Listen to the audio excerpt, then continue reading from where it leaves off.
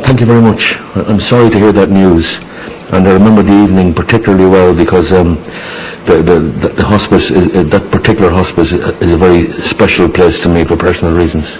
Right, so you remember the night and very the pleasure that you gave to... And I remember the man, indeed, God rest him. Yeah.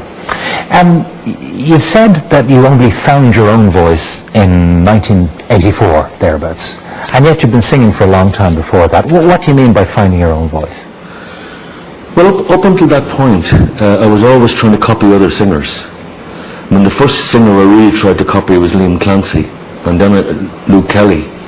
And then I went to England and I heard a lot of different people, Ewan McCall. All the time you're taking in influences, and I mean, I'm sure it's the same with you, guitar players growing up, hearing different styles. Oh, absolutely, yeah. You know. And one day you kind of realised you're playing without having somebody looking over your shoulder, kind of thing. Yeah. But so finding your own voice meant that it was finally Christy who was singing, not Martin Carthy or any of these guys. From all those different influences, my own style of singing emerged, and I've grown comfortable in that for the last 15 or 20 years. And also, a very big part of what we do now, maybe not for Declan, but for me, is I realise there's a certain number of gigs left. Like when you're 20 and 30, 40, 50, you don't even think about something like that. I have 6 more of these left, I'm counting.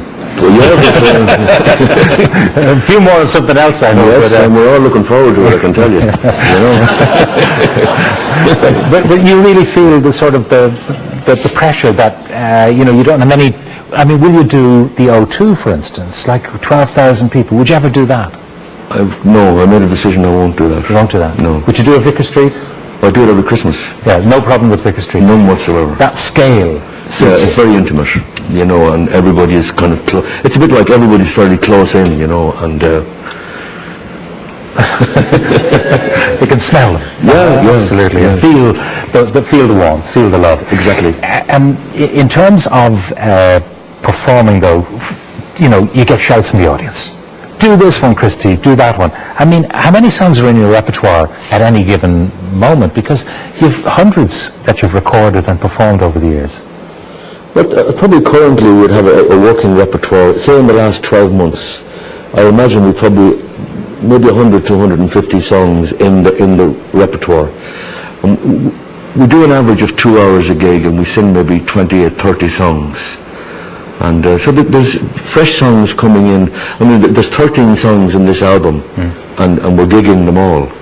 So 13 other songs have to make way for them. But do you find it easy to remember the words of these songs? I mean, do they just come back to you if you're doing something like the Rosa Tralee or Delirium Tremens or any of these, narrative songs?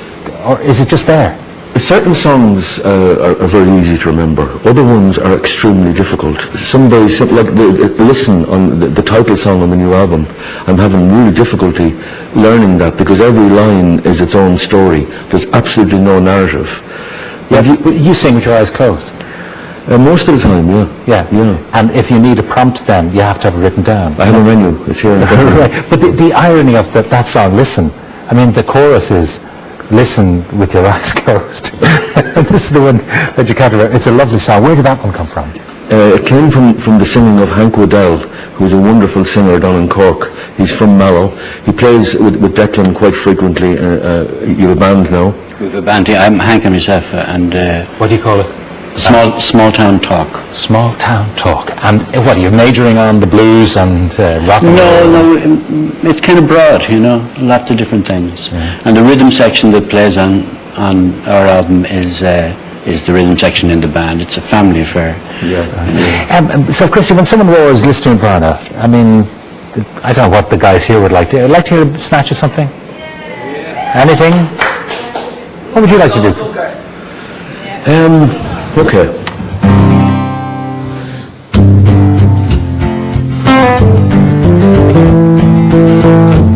I'm an ordinary man, nothing special, nothing grand. I had to work for everything I own. I never asked for less, I was happy with what I got. Enough to keep my family in my home. They said the times are hard, and they handed me my cards. They said there's not the work to go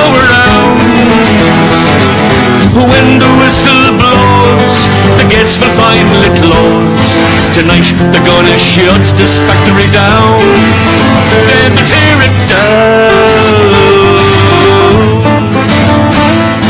I never missed a day nor went on strike for better pay.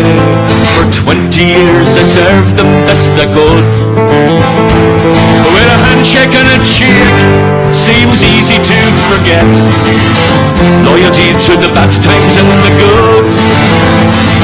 The owner says he's sad to see that things have got so bad, but the captains of industry won't let it bloom. He still smokes a cigar, he drives a brand new car, still he takes his family on a cruise. He'll never lose, he'll never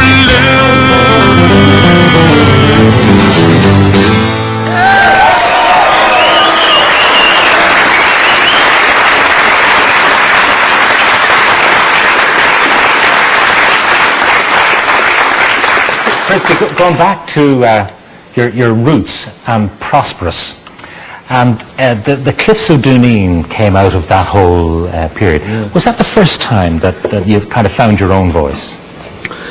Well, no, in those days, I heard that song from a singer called Andy Rinn down in Prosperous. And, of course, with Planksty. In actual fact, the first time I sang on The Late Late Show was in 1972. And that's the very song we sang that night, The Cliffs of Dooneen. Because that does sound like the Christy. You know, when I play it again, the first version, I mean, you've done it many, many times since, but it still sounds like you know, there's... Well, the pipes coming in that, of course, was just a beautiful thing, you know. That was the Planksty sound.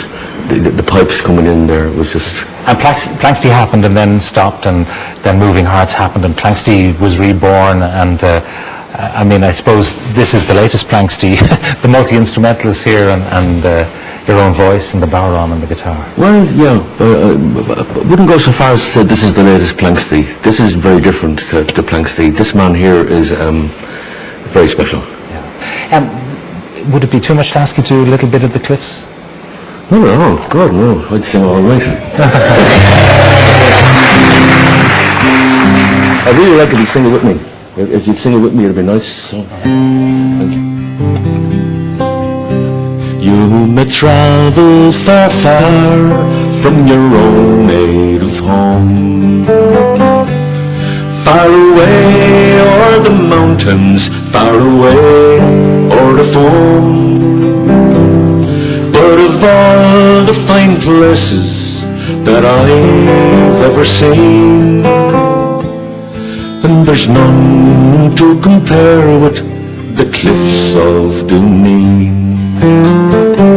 Fare thee well to Dooneen, fare thee well for a while, and to all the fine people I'm leaving behind, to the streams and the meadows where late I have been, and the high rocky slopes of the Cliffs of Dooneen.